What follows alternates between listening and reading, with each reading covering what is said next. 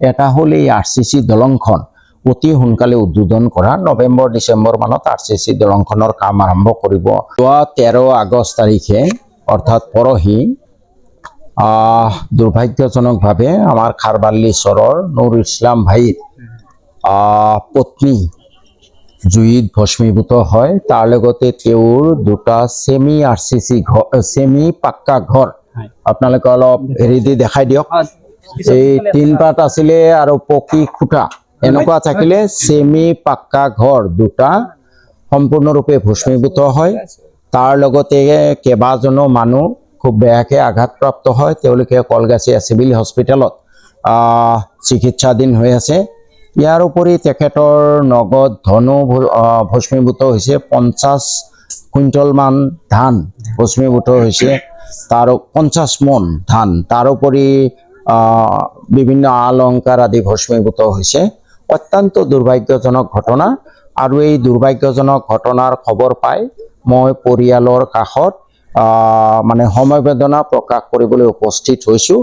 আৰু এই পৰিয়ালটোৰ কাৰণে চৰকাৰী ফালৰ পৰা যি সাহায্য পাব লাগে, মৃতকৰ কাৰণে 4 লাখ টকা, আমাৰ যিসকল আঘাতপ্ৰাপ্ত হৈছে তেওঁলোকৰ কাৰণে এটা চিকিৎসা বাবদ টকা, তাৰোপৰি আমাৰ দুটা ঘৰৰ বাবদ অতি কমেও 1,06,000কে প্ৰতিটো ঘৰৰ বাবদ টকা, আৰু কি ক্ষতিবিধি হৈছে চাৰ্কল অফিচাৰে এছেছমেণ্ট কৰিব, আমাৰ থানাৰ পৰাও এছেছমেণ্ট কৰিব। সেইখিনি মঞ্জুৰ কৰাৰ দায়িত্ব মোৰ। মই তেখেতসকলক কৈছোঁ যে চাৰ্কল অফিচত যদি সোনকালে এপ্লিকেশ্যন দিয়ে তেতিয়া 2 মাহৰ ভিতৰত এই 7-8 লাখ টকা চেংচন কৰোৱাৰ দায়িত্ব মোৰ। আজি আৰু এই পৰিয়ালটোৰ এনেকুৱা দুৰ্যোগৰ সময়ত আমাৰ জনীয়া আঞ্চলিক গ্ৰাম উন্নয়ন পৰিষদৰ আব্দুল মালেক ভাই অতি লাগতিয়াল কিছু বস্তু আঁঠুৱা আদি যথেষ্টখিনি লৈ আহিছে। মই এই সেক্ৰেটাৰী তেখেতকো আন্তৰিক ধন্যবাদ জনাইছোঁ। কি বস্তু তেখেতে লৈ আহিলে গ্ৰাম উন্নয়ন পৰিষদৰ পৰা তেখেতে আপোনালোকক জনাব।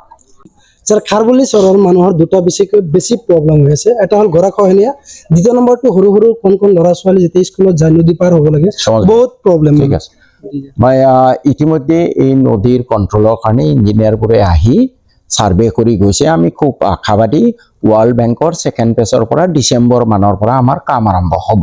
গৰাখনে পুৰা জিঅ' বা কেনেকৈ কামটো হ'ব। দ্বিতীয়তে এটা এই ল'ৰা ছোৱালী স্কুল যোৱাত যিটো অসুবিধা, তাৰ কাৰণে দুটা সলিউশ্যনৰ কথা ভাবিছোঁ। এটা হ'ল এই আৰচিচি দলংখন অতি সোনকালে উদ্বোধন কৰা। নৱেম্বৰ ডিচেম্বৰ মানত আৰচিচি দলংখনৰ কাম আৰম্ভ কৰাম। আৰু তাৰ আগতে যিখন কাঠৰ দলং আছে সেইখনো আৰচিচি হিচাপে হ'ব। আৰু তাৰ লগতে যিটোৰ কাৰণে প্ৰায় 1-1.5 বছৰমান সময় লাগিব, ইয়াতে এখন ME স্কুল বা হাইস্কুল স্থাপন কৰা আৰু 1 বা 2খন স্বাস্থ্য কেন্দ্ৰ স্থাপন কৰা। এইখিনি মই কৰিম।